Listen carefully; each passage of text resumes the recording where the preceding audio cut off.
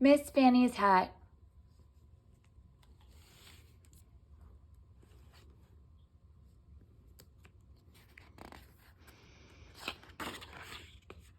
Miss Fanny's Hat, written by Jan Karon.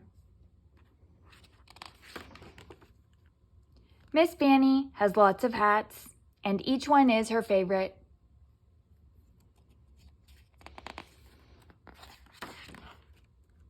When she wears her red felt with the big feather, she looks in the mirror and says, "I just love this hat." And her friends at church say, "Miss Fanny, we just love that hat." When she wears her green velour with the fancy pin, she says, "I sure do love this hat." And her Sunday school teacher says, "Miss Fanny, I sure do love that hat." But when she wears her famous pink straw with silk roses, she always says, "I really love this hat." And everyone else really loves it too.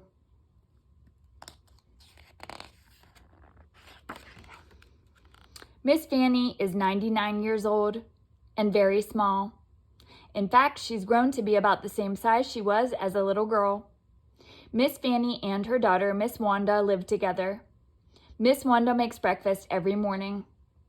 "Don't make me much breakfast," says Miss Fanny, sitting on the sofa in her robe. Miss Wanda tries to mind because Miss Fanny is her mama, but she forgets and brings her a piece of sausage, buttered toast with jelly, a scrambled egg, and a cup of herb tea. "Oh my, that's way too much," Miss Fanny always says. But then she goes and eats it all up. Every morning after breakfast, Miss Fanny reads her Bible. She has worn out 3 Bibles, reading them over and over. Her very favorite verse is, "With God, all things are possible."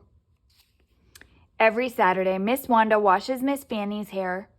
Miss Fanny takes off her robe and stands around in her slip looking very tiny. Then she gets on a stool and sticks her head in the sink. Miss Wanda runs the warm water and puts the shampoo on her mama's head and scrubs until it lathers up. Then she scrubs some more. "That feels good," says Miss Fanny. After she washes her mama's hair, Miss Wanda rolls it up in tight little curls all over her head. The curlers are real hard to sleep in, but Miss Fanny doesn't care one bit. She knows that when she goes to church the next day, she will look beautiful. On Sunday morning, Miss Fanny puts on a pretty dress and high heel shoes. She puts on earrings and necklaces and lipstick and blusher and powder. Next, Miss Wanda combs out her mama's hair, which is all nice and soft and gray, like the feathers of a dove. Then finally, after all that fussing with her hair, she goes and hides it under a hat. Miss Fanny has 3 black hats, 2 red hats, 1 green hat, 2 white hats, 2 navy hats, 3 beige hats, 1 brown hat, and the famous pink straw with roses. Because she never wears the same one twice in a row, some people think she has a whole closet full of hats, which, of course, she does. One Sunday, Miss Fanny's handsome young preacher came up to her and said, "Miss Fanny, would you kindly give us one of your beautiful hats? It will go in the auction to fix up the church in time for Easter." That same day, Miss Wanda helped her mama get out her hats and put them on the bed and the dressing table. Then Miss Fanny closed her bedroom door. "Lord," she said aloud, "I'd appreciate it if you'd help me make the best choice." She always talked to the Lord as if he was right there.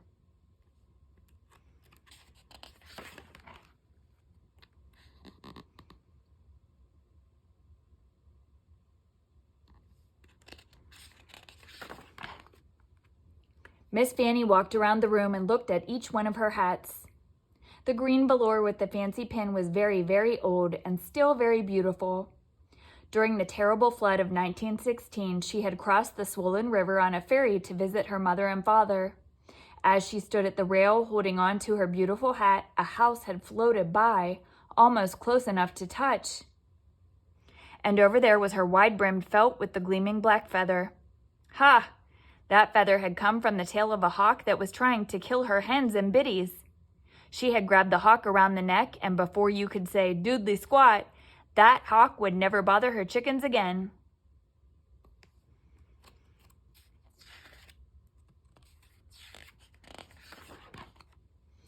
Then Miss Fanny picked up the hat made of soft brown velvet and stroked it. It had always reminded her of Flower, her grandmother's cow. When Miss Fanny was just 7 years old, she had started milking the brown, velvety, soft Flower. Each evening she carried the milk to the spring in a bucket and set it in the icy water to keep cool. Later her mama would pour the milk into a churn and Miss Fanny would churn it into butter just like you buy in the store, except better. She realized that each one of her hats was like a friend, and each one brought back special memories. Finally, Miss Fanny came to her most favorite hat of all, the pink straw with silk roses. She had worn it every Easter Sunday for 35 years, and it always made her feel brand new, like Easter itself. But she wasn't the only one who thought it was special. Everyone at church looked for her pink hat on Easter Sunday, just as they looked for the tulips and daffodils to bloom in the spring.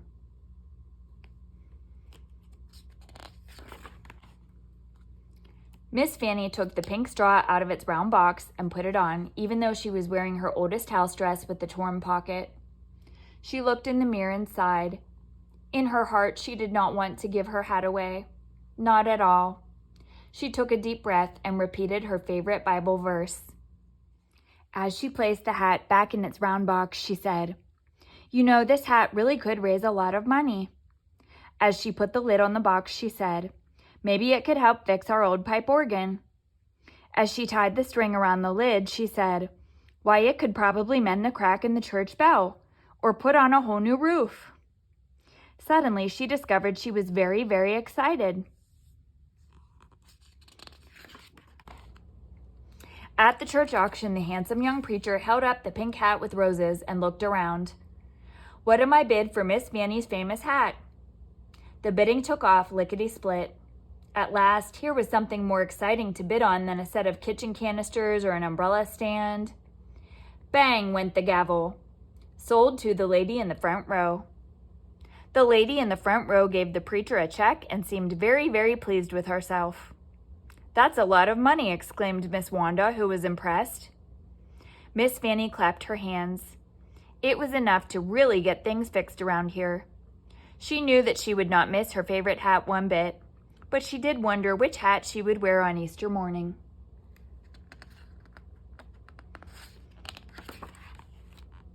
On Easter Sunday, Miss Fanny got up very early. She sat on the side of her bed and took the curlers out of her hair. Although she thought and thought, she didn't have the slightest idea which hat she would wear.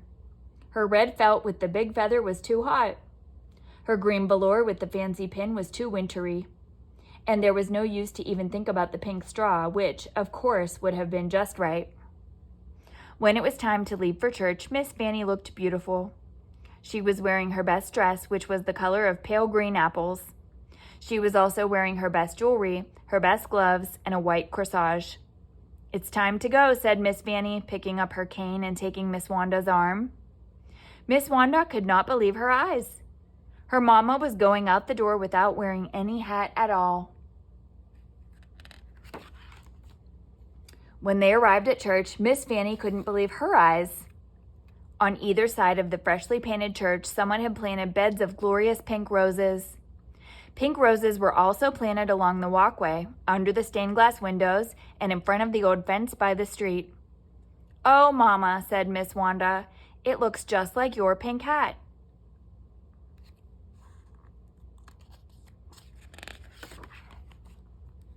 The handsome young preacher greeted them on the steps and gave each one a big hug. "We hope you're pleased, Miss Fanny. We were able to patch the bell and fix the organ, and your beautiful hat made it possible to buy all these roses." As Miss Fanny laughed with delight, they didn't see an old woman at all. What they saw was a young girl with hair as soft as the feathers of a dove. Now, when people pass the little white church, they think they're seeing a garden of dazzling pink roses. But what they're really seeing is Miss Fanny's hat, and it will always, always be her favorite.